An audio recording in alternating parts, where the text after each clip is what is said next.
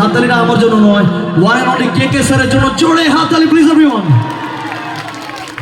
এবার একটি গান the one and only Arijit Singh এর জন্য একবার জোরে হাততালি হবে।